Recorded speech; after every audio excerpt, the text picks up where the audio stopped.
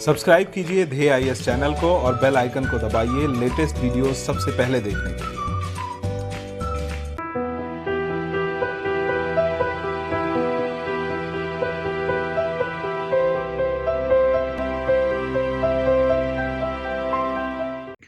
नमस्कार, मैं सुनील वर्मा ध्येय आईएएस टीम की ओर से आपका स्वागत करता हूं ध्येय टीवी पर। हम बात करेंगे डेली करंट अफेयर्स के अपने प्रोग्राम पर, जैसा कि हम प्रतिदिन करते आए हैं। इस वीडियो में हम बात करेंगे कपास के संदर्भ में और समझेंगे कि कपास के निर्यात के लिए भारत के पास कैसे एक बहुत बड़ा अवसर आया है।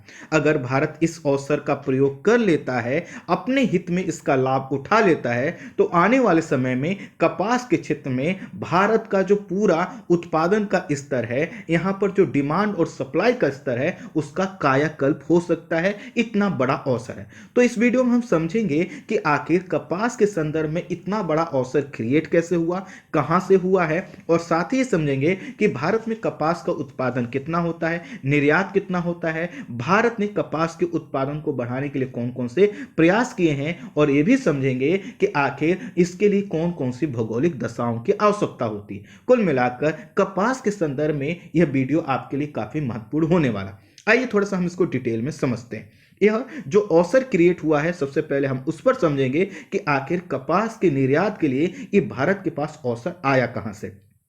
तो चीन का एक प्रांत है जिसका नाम है सिंजियांग प्रांत, और सिंजियांग प्रांत की अगर लोकेशन आपको देखना हो तो आप क्या करिए, इंडिया का मैप खोलिए, लद्दाख वाले क्षेत्र में जाइए और लद्दाख से पूरब और उत्तर पूरब की ओर देखिए, तो जो चाइना का प्रांत आपको दिखाई देगा, यही है आपका सिंजियांग प्रांत। और यहां पर जो मुस्लिम समुदाय के लोग रहते हैं, हम उनको जानते हैं उइगर मुस्लिम समुदाय को, और यह लोग यहां पर अल्पसंख्यक हैं, क्योंकि इनकी टोटल पॉपुलेशन में जो हिस्सेदारी है लगभग वह 40% है।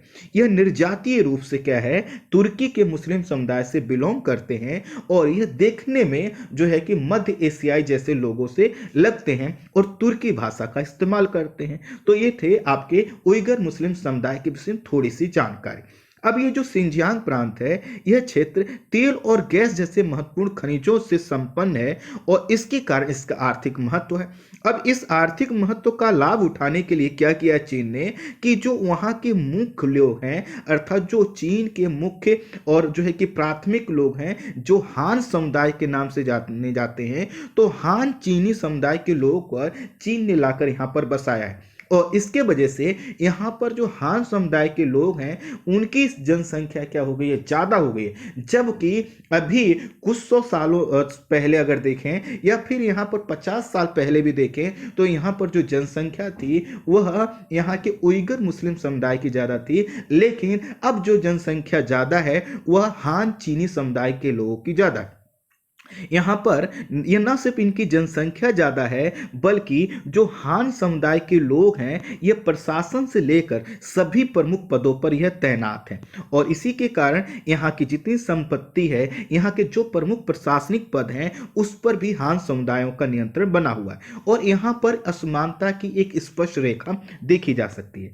चीन का मानना है कि ये जो उइगर समुदाय के लोग हैं, ये धार्मिक कट्टरता को बढ़ावा देते हैं, आतंकवाद को बढ़ावा देते हैं, उग्रवाद को बढ़ावा देते हैं, अलगाववाद को बढ़ावा देते हैं, और घुसपैठियों को शरण देते हैं। और इसी के कारण चीन जो है, चीन ने क्या किया है, ऑल आउट योजना के तहत आतंकवाद, उग्रवाद और अलगाववाद के शक के आधार पर, यहां पर इसके पास कोई प्रूफ नहीं है, शक के आधार पर उइगर और अन्य जो अल्पसंख्यक समुदाय के लोग हैं उनको प्रताड़ित कर रहा है, और इसके लिए उसने तानाशाही का रवैया अपनाया हुआ है, और यहां पर मानवाधिकार का हनन जो है कि चाइना के द्वारा किया जा रहा है। संयुक्त राष्ट्र के जो विशेषज्ञ हैं, उनका मानना है कि कम से कम 1 मिलियन अल्पसंख्यकों को सरकारी शिविरों में कैद किया गया है। सरकारी शिविर मतलब यहाँ पर बड़े बड़े जो है कि हाउस बनाए गए हैं, और उसमें जो उइगर समुदाय के लोग हैं उनको लाकर जो है कि रखा गया है, कैद किया गया है, जिनको ये शिविर कहते हैं।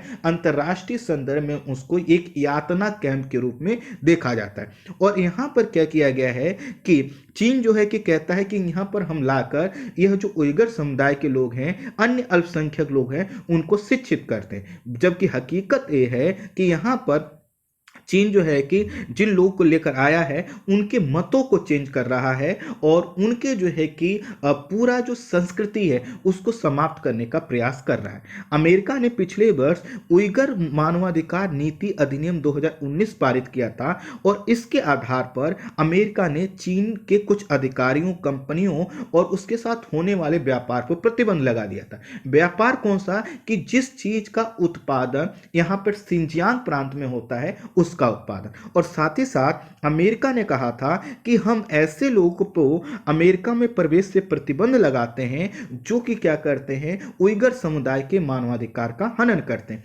यह मुद्दा जो है कि आज का नहीं है, यह कई वर्षों से चल रहा है और कई बार अमेरिका ने चीन को इसके लिए घेरा है, लेकिन हकीकत यह है कि इस मुद्दे पर अभी कोई समाधान नहीं निकल पाया। और खासकर यहाँ पर जो सबसे ज़्यादा आश्चर्यजनक चीज़ वह ये है कि आपने सुना होगा कि मुस्लिम देशों का संगठन है, तुर्की जो है कि मुस्लिम हितों की बात करता है, सऊदी अरबिया मुस्लिम हितों की बात करता है, पाकिस्तान मुस्लिम हितों की बात करता है, लेकिन उइगर समुदाय का मुद्दा कोई नहीं उठाता, जबकि यहाँ पर सांस्कृतिक जनसंहार का कार्य किया जा रहा है। अर्थात यहाँ पर जीनोसाइड किया जा रहा है, वो भी धार्मिक आधार पर, और वह इस वजह से किया जा रहा है ताकि क्या करे, चीन अपनी संस्कृति को उनके ऊपर थोप सके, लेकिन कोई कुछ कहता नहीं है। लेकिन अब चीजें थोड़ा सा बदल रही हैं। इस साल जुलाई माह में यह सूचना आई कि चीन क्या कर रहा है, उइगर समुदाय के जो महिलाएं हैं उनकी जबरदस्ती नसबंदी करवा रहा है, जिससे जनसंख्या ना बढ़े।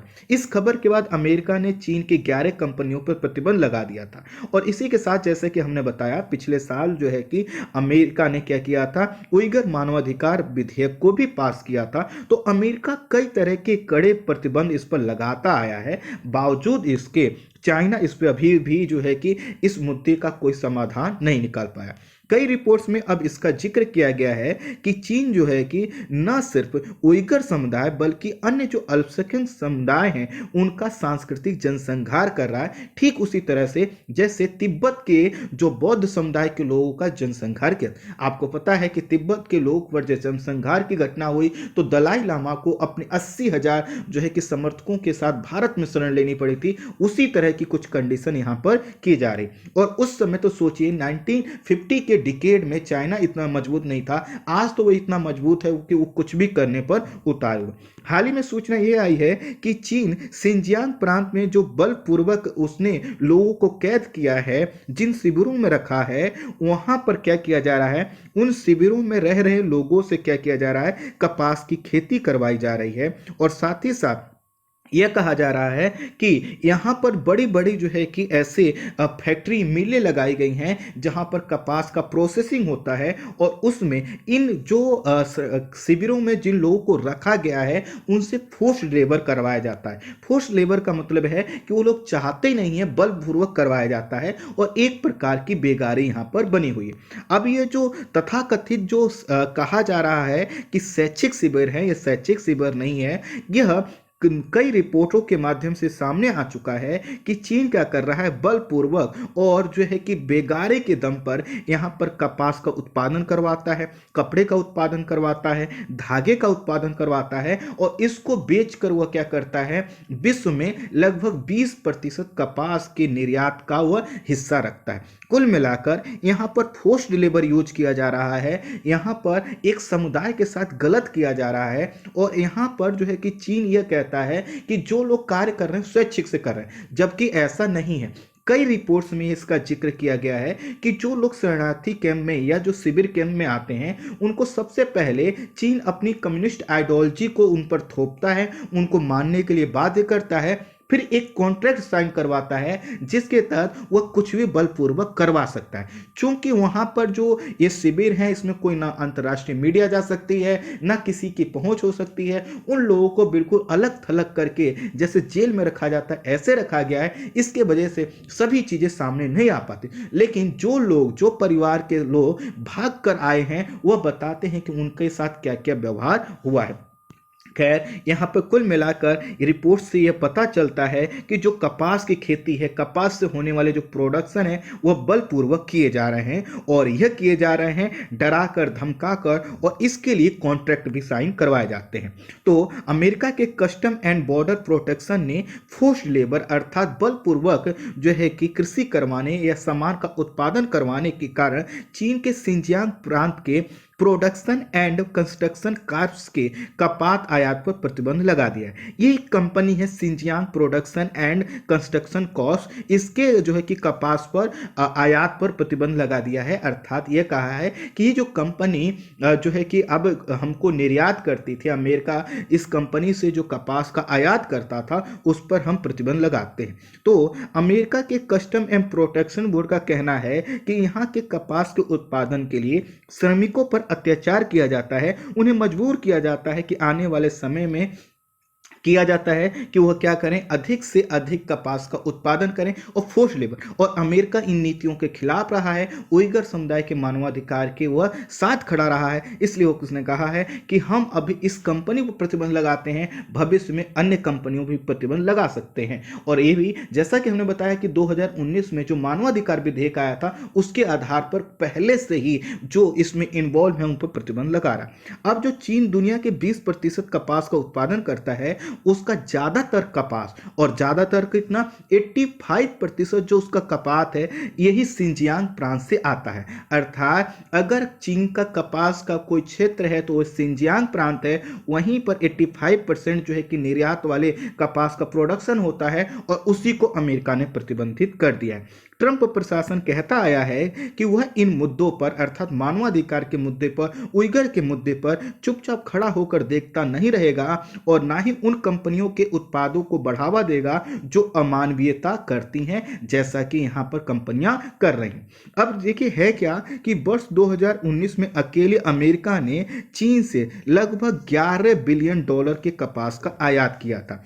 अमेरिका के अलावा यहाँ के कपास का जो मांग है वह जापान में भी है, अन्य देशों में है। तो ऐसे में जब सिंजियांग के कपास का प्रयोग अब जो है कि ना तो जापान, ना अमेरिका, ना फिर जो है कि यूरोपीय देश करेंगे, तो उनके पास विकल्प क्या बचेगा? विकल्प बचेगा भारत के पास। और भारत क्या कर सकता है? अपने यहाँ कपास के उत्पादन को बढ़ाकर, निर्यात को बढ़ाकर, जो चाइना की जो मोनोपोली थी एक तरह की जो कि सस्ता कपास बेचने की, उसको खत्म कर सकता है। क्योंकि यह जो चाइना ने मोनोपोली बनाई हुई थी सस्ते कपास की, वो इस वजह से क्योंकि वह फोर्स लेबर यूज करता था, बेगारी करवाता था, जिसको अब जो है कि अमेरिका के नेतृत्व में सभी देश तोड़ने को तैयार हो गए।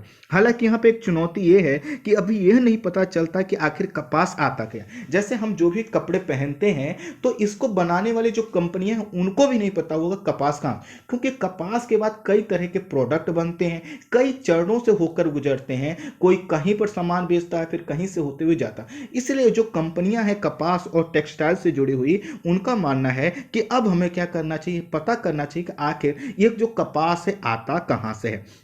अब जो है कि अब अमेरिका ने या फिर अन्य देश जो है कि इसकी पहचान सुनिश्चित करेंगे कि कपास कहीं सिंजियांग प्रांत से तो नहीं आ रहा, क्योंकि वहाँ का कपास उनको लेना नहीं है। भले ही वह कपास किसी रास्ते से आए, इन देशों का प्रयास है कि उसको रोका जाए।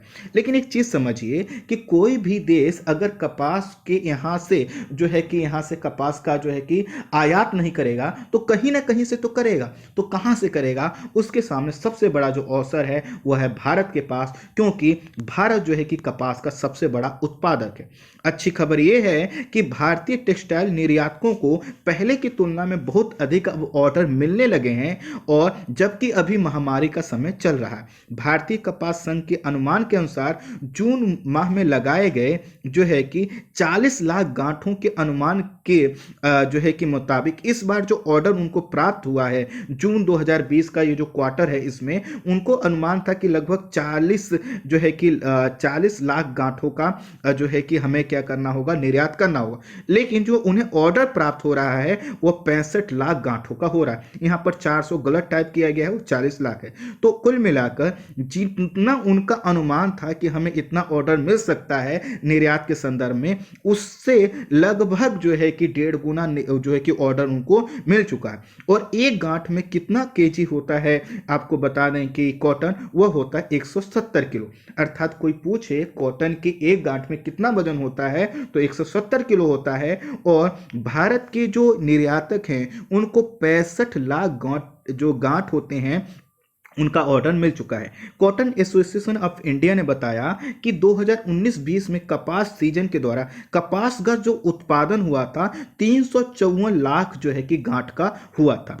कपास एसोसिएशन ऑफ इंडिया की बैलेंस शीट के मुताबिक 20 सितंबर 2020 तक कपास की कुल आपूर्ति 411 लाख जो है कि गांठ थी, जिसमें से घरेलू जो खपत हुआ, अर्थात घरेलू का मतलब जो हमारे देश में हुआ 331 लाख टन था। और लगभग जो है कि 42 लाख गांठ का निर्यात किया गया था। अब सोचिए हमने इस समय जो है कि सितंबर 2020 तक इतना निर्यात किया था, जबकि हमारे पास ऑर्डर है। तो कुल मिलाकर अगर हम प्रोडक्शन बढ़ाते हैं तो आने वाले समय में हमारे पास जो है कि एक्सपोर्ट करने की संभावना काफ़ी ज़्यादा है। भारत दुनिया में कपास का सबसे बड़ा उत्पादक है। यहाँ पर लगभग 110 से 115 लाख हेक्टेयर क्षेत्र में कपास का उत्पादन किया जाता है, जो विश्व में सर्वाधिक है। हालांकि हमारे यहाँ जो प्रति हेक्टेयर उत्पादन है वो चीन की तुलना में कम है, इसलिए हमें थोड़ा सा ध्यान देना होगा कि हम उत्पादन कैसे बढ़ाते हैं।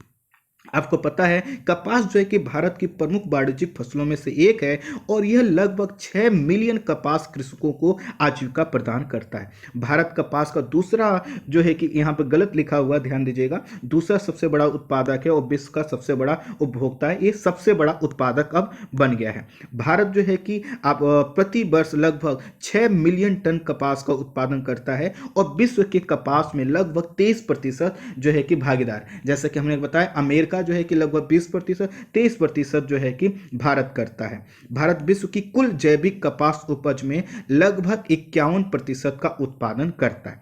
आइए थोड़ा सा समझते हैं कपास के विषय में, जिसका हमें क्या करना है, निर्यात करना है। कपास आपको पता है एक नकदी फसल है और इससे क्या होता है, रुई तैयार होता है और यह इसका जो व्यावसायिक मूल्य है काफी अच्छा है। इसी के कारण इसको व्हाइट गोल्ड के नाम से जाना जाता है। और यह जो व्हाइट गोल्ड है, यह आप अगर पौधे के रूप में देखें तो आपको दिखाई देगा महाराष्ट्र वाला जो क्षेत्र है, आपको गुजरात वाला जो क्षेत्र है। कपास जो है कि रेशे वाली फसल है और इसका जो प्रयोग होता है सूती वस्त्र में बहुत ज्यादा होता है। कपास में मुख्य रूप से जो धागे बनते हैं वह बनते हैं सेलुलोज के कारण। कपास की खेती के लिए आपको पता है जो काली मिट्टी होती है वो सर्वाधिक अनुकूल होती है और इसी के कारण काली मिट्टी को कपास वाली मिट्टी भी आप बुलाते हैं। और ये जो कपास वाली मिट्टी है ये कहाँ पे मिलेगी, आपको महाराष्ट्र वाला जो क्षेत्र है, दक्कन पठार का जो क्षेत्र है वहां पे आपको मिलेगी। इतिहासकारों का मानना है कि कपड़ा निर्यात वस्त्रों के लिए कपास का उपयोग प्रागैतिहासिक काल से ही किया जा रहा है। भारतीय उपमहाद्वीप की सिंधु घाटी सभ्यता में भी कपास के साक्ष्य आपको मिले। अब देखिए जो कपास होते हैं उससे निकलते हैं रेशे। तो जो रेशे होते हैं वह लंबे रेशे भी होते हैं, मध्यम रेशे भी होते हैं, छोटे रेशे होते हैं। लंबे रेशे वाले कपास सर्वोत्तम प्रकार के होते हैं और इनकी जो लंबाई होती है रेशों की वह 5 सेंटीमीटर से अधिक होती है और इससे जो कपड़ा बनता है वो उच्च कोटि का कपड़ा होता है, महंगा होता है। और इसे जो है कि समुद्र द्वीपीय कपास भी बोलते हैं, क्योंकि जो समुद्र के पास जो द्वीपीय क्षेत्र हैं वहां पर क्या होता है, इसका उत्पादन ज्यादा होता है। इसीलिए जो आइलैंड वाले क्षेत्र हैं, जैसे अमेरिका का जो कैरेबियन सागर का क्षेत्र है, वहां पर जो कपास का उत्पादन होता है वहां पर लंबे रेशे के कपास मिलते हैं। मध्यम रेशे वाले जो कपास होते हैं उनके रेशे की लंबाई 3.5 से लेकर 5 सेंटीमीटर तक होती है और इसे मिश्रित कपास भी हम कहते हैं। छोटे रेशे वाले जो कपास हैं उनके जो रेशे की लंबाई है वो 3.5 सेंटीमीटर से कम होती है। अब देखिए भारत में या कहीं पर कपास के लिए जो भौगोलिक दशाएं होनी चाहिए वह क्या होनी चाहिए, तो जो इसके लिए तापमान की आवश्यकता होती है वह 20 डिग्री से लेकर 30 डिग्री सेल्सियस तक होनी चाहिए। अर्थात किसी क्षेत्र का तापमान अगर 20 से लेकर 30 डिग्री सेंटीग्रेड तक है तो वहां पर इसका उत्पादन हो सकता है। लेकिन इसको इसके साथ जो खासियत है कि 40 डिग्री अगर सेल्सियस टेम्परेचर भी हो जाता है तो भी इसका उत्पादन हो सकता है। इसके लिए जो पाला होता है घातक होता है, इसके कारण इसको जो है कि पाला वाले क्षेत्रों में नहीं उपजाया जा सकता। समुद्री पवनों के प्रभाव में उगने वाली कपास का रेशा लंबा और चमकदार होता है, जैसा कि हमने द्वीपीय क्षेत्र के संदर्भ में बताया। यही कारण है कि जो महाराष्ट्र और जो गुजरात का जो क्षेत्र है वहां पर जो कपास के उत्पादन होते हैं, सामान्यतः उनके जो रेशे हैं थोड़े से लंबे होते हैं। यहाँ के लिए जो वर्षा की आवश्यकता होती है वो होती है 50 से लेकर 100 सेंटीमीटर तक की, लेकिन यहाँ पर जो है कि सिंचाई के माध्यम से भी इसका उत्पादन हम कर सकते हैं। इसके लिए जो मिट्टी होती है वो कई तरह की मिट्टियों में इसका उत्पादन हो सकता है, लेकिन जो चिकनी मिट्टी होती है, जो काली मिट्टी होती है, उसमें इसका उत्पादन काफी अच्छा होता है। और इसी के कारण जो यह इसका जो संबंध देखा जाता है वह दोमट मिट्टी के साथ देखा जाता है, काली मिट्टी के साथ देखा जाता है। और यह जो इसका सर्वोत्कृष्ट जो उत्पादन होता है, जो अहमदाबाद के पास वाला क्षेत्र है वहां पर इसका ज्यादा होता है। इसके अलावा जो दक्कन का बरार क्षेत्र है, मालवा पठार वाला क्षेत्र है, या जो है कि लाल और काली मिट्टी वाला जो दक्षिण भारत का क्षेत्र है वहां पर भी होता है। सतलुज और गंगा का जो कछारी क्षेत्र है, जो पंजाब से लगा हुआ क्षेत्र है, हरियाणा से लगा हुआ क्षेत्र है, वहां पर भी इसका उत्पादन होता है। दक्षिण भारत की जो काली मिट्टी है, इसको आप जिसको रेगुर की मिट्टी के नाम से भी जानते हैं, CEIN ने अर्थात कपास का उत्पादन करने वाला जो संगठन है उसने बताया कि सभी राज्यों में 430 खरीद केंद्र खोले गए हैं और किसानों के खाते में 72 घंटे के भीतर डिजिटल भुगतान किया जा रहा है। इससे जो कपास उत्पादक किसान हैं उनको बढ़ावा मिल रहा है और कपास के जो लोकप्रियता है बढ़ रही है। जैसा कि मैंने आपको पंजाब के संदर्भ में बताया था कि पंजाब में जब लोगों ने कपास का उत्पादन प्रारंभ किया तो चुनौतियां ये आई कि जो है कि समय से जो है कि उनको भुगतान नहीं मिला, लेकिन अब इस चीज को हम दूर कर चुके हैं। प्रौद्योगिकी का लाभ उठाते हुए कपास संगठन का मानना है कि उन्होंने एक ऐप कोट एली का विकास किया है, जिससे कि मौसम की स्थिति, फसल की स्थिति और सर्वश्रेष्ठ कृषि प्रचलनों के बारे में नवीनतम सूचना उपलब्ध करवाई जाती है। और इसके माध्यम से क्या होता है, जो किसान उत्पादन के लाभ उठा रहे हैं, जो यहाँ के जो कॉटन के मिल हैं, खादी हैं, ग्रामोद्योग हैं, सरकारी क्षेत्रों के मिलों में नियमित बिक्री इनकी की जा रही है। और इसी के कारण इसकी जो प्रतिस्पर्धात्मकता है, अर्थात यहाँ पर जो कॉम्पिटिटिवनेस का माहौल है वह बढ़ रहा है। अब थोड़ा सा कपास और भारतीय वस्त्र उद्योग का संबंध समझ लेते हैं। भारतीय वस्त्र उद्योग के लिए कपास क्या है, महत्वपूर्ण कच्चा माल माना जाता है। और भारतीय वस्त्र उद्योग में कपास, प्राकृतिक और मानव निर्मित जो फाइबर होते हैं, रेशम आधारित जो वस्त्र है वो सभी कुछ शामिल आते हैं, लेकिन कपास का रोल जो है काफी ज्यादा है। भारतीय वस्त्र उद्योग अपनी समग्र मूल्य श्रृंखला, मजबूत कच्ची सामग्री और सशक्त विनिर्माण क्षमता के कारण विश्व के बड़े वस्त्र उद्योगों में शामिल है, जिसमें प्रमुख योगदान जो है कि यहाँ पर मिलने वाले कपास का है। भारतीय वस्त्र उद्योग कृषि तथा देश की संस्कृति तथा परंपराओं के साथ नैसर्गिक संबंध रखता है, और इसी के कारण जो हम जो वस्त्रों का निर्यात करते हैं तो कपास के निर्यात को भी क्या होता है, बढ़ावा मिलता है। अब थोड़ा सा समझ लेते हैं कि आखिर भारतीय वस्त्र उद्योग के सामने चुनौतियां क्या हैं, क्योंकि इन्हीं चुनौतियों के कारण आपका जो कपास के सामने जो चुनौतियां हैं वो भी मिली। अब इन सब चीज़ों को मुझे लगता है आप पढ़ लीजिएगा, मुझे थोड़ा सा कपास पर जो है कि इस बात करना चाहिए। तो देखिए, भारत में जो कपास है अगर इसको थोड़ा सा आप देखें तो आपको पता चलेगा कि कपास का यह जो उत्पादन होता है यह कुछ राज्यों तक सीमित है। जैसे हमने कहा महाराष्ट्र वाला क्षेत्र जो देखा, हमने मालवा मध्य प्रदेश का जो क्षेत्र देखा, हमने गुजरात वाला क्षेत्र है, हरियाणा और पंजाब है, पश्चिमी उत्तर प्रदेश है। लेकिन अगर इसके हम जो इसकी ज्योग्राफिकल कंडीशन जो हमने आपको बताया उसको समझिए तो यह आपके भारत के बड़े क्षेत्र पर इसके उत्पादन हो सकता है।